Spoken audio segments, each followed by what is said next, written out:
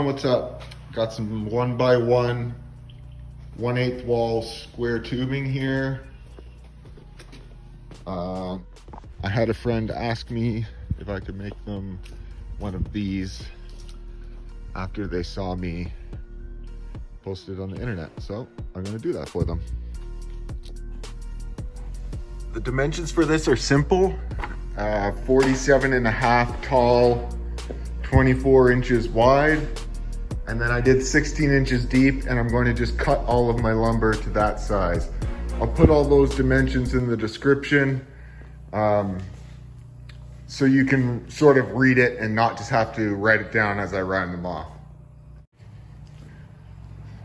So it's easier for me to just order these in full lengths. I use this stuff often. I build all kinds of things with it. It's super strong.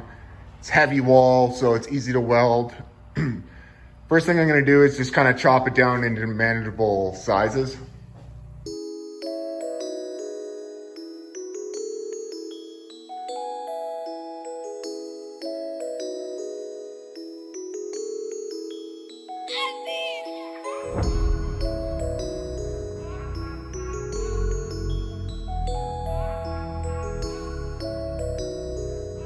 All right, so the longest length of this is 47.5 inches. We're going to cut 4 of those first. Next one's 19 inches, and this one is a little bit more tricky because of this angle here. The struts in between are 14 inches, so we get a total of 16 inches end to end, and then I cut my lumber to that size each time.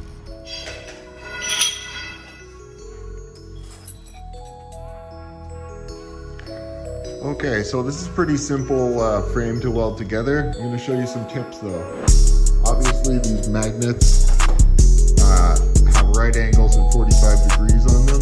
Those are always good for holding frames together, although they're not perfect because they don't hold it perfectly steady. You can finesse them. Also, chamfering your edges like this. It's kind of hard to see, there you go. That's not the nicest job, but gives you space to get a weld in between this and the bar beside it, so you can make the welds good and strong. It also makes for less grinding when you're done as well.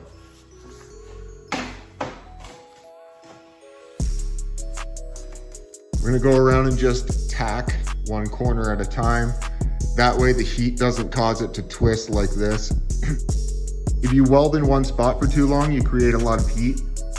It causes the metal to twist. It'll be colder in the areas further away from it, especially on a day like today outside. It's not that warm. It's gonna cause that metal to twist, and then it's gonna throw everything off.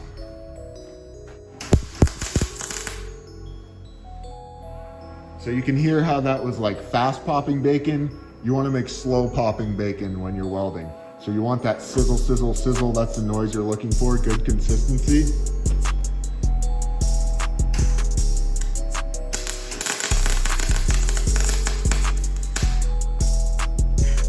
Wire speed is still a little bit too fast.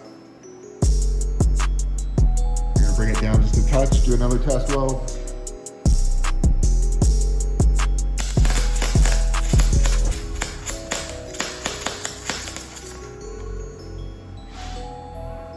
That's tasty.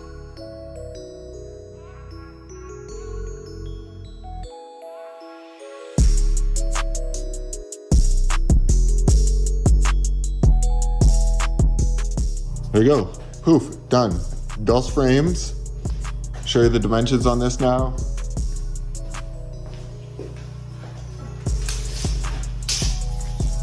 So 47.5-ish by 16. You can see I just tacked them in the corners here. Makes it easy to snap if I have to break it apart and fix it if it's not square or if it twists on me. Yeah, so I'm gonna just do that for now. We got some other stuff to do today, so put it aside, get to it later. Next, cut 2 at 24 3/4. Okay, so you're going to need 4 of these, cut to 45 degrees on either end. The long sides should be 19 inches. All right, so we have our top piece. Cut it on 45s, like I said. I'm gonna join it together. I'm gonna put a chamfer on this again, both sides, so that we can fill it with weld, and there's a lot less grinding at the end as well. All right, we're gonna tack this down. But that's how it is. The reason being is because if I can't live free, if I can't live with the same respect as the next man, I don't want to be here. Because God has cursed me to see what life should be like.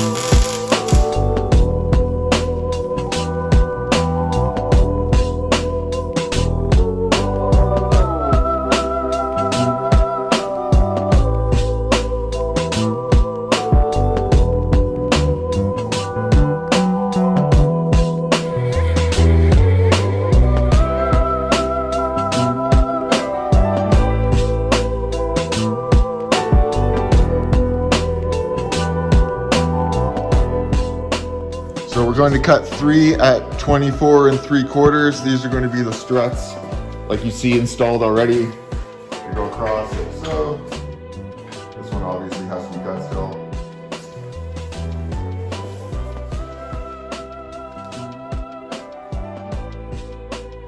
Okay, so you can see here that we're 3/4 of the way to just having a table base, really. You see those rectangular coffee table bases on Pinterest and Etsy all the time. This is pretty much what you're building, and it's super simple. It's straight cuts. These you'd want to probably cut on 45. That's aiming at the ground, so we don't really care. And then the tops are capped off by the peak. Yeah, so that's where we're at now.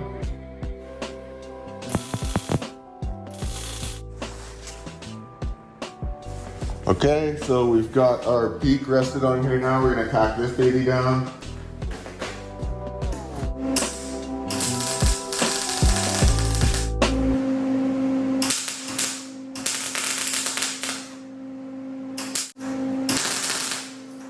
We're cutting the last 14-inch piece to go across the top between the peaks.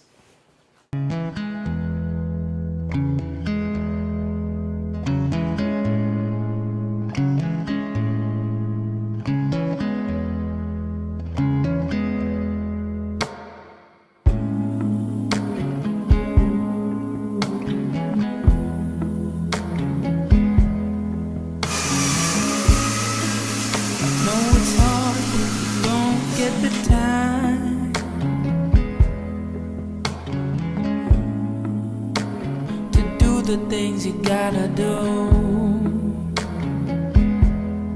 always moving forward, always on the go. I hope you take a moment to take it slow. Let me be the one to ease you.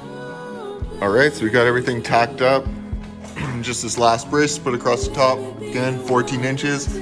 Makes the total from here to here 16, because these are 1 inch thick, I should say.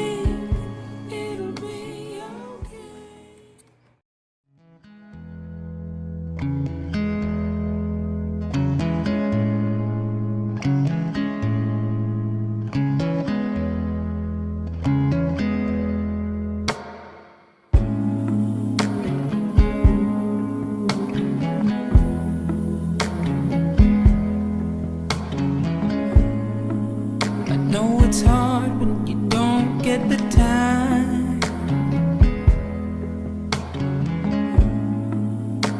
to do the things you gotta do.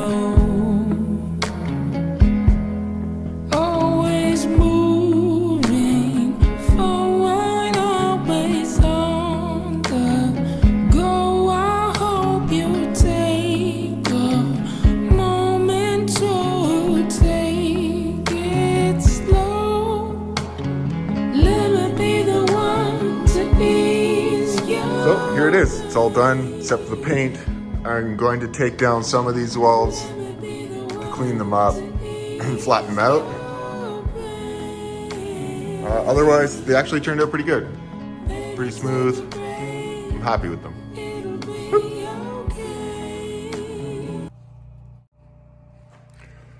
So before I paint things, I like to go over them with like a Scotch-Brite pad, scuff it up, and then if you're using something that's like an oil-based paint, like this rust paint that I typically use, you wipe down with a rag that's got like some acetone or xylene or something like that on it. It's fall, but that's how it is. And the reason being is because if I can't live free, if I can't live with the same respect as the next man, I don't want to be here. Because God has cursed me to see what life should be like.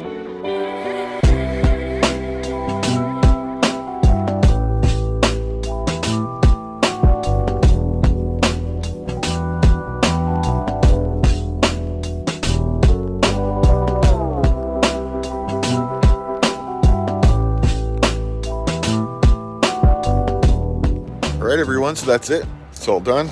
Check it out here.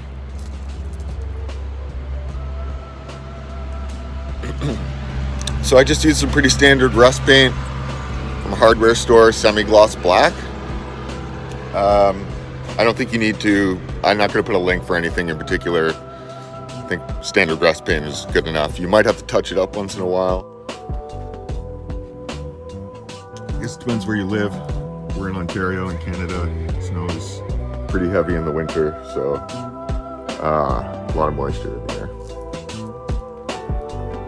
Great, hope you like it. I hope this video helped you out. If it did, consider helping me out and subscribe. Thank you. Boop.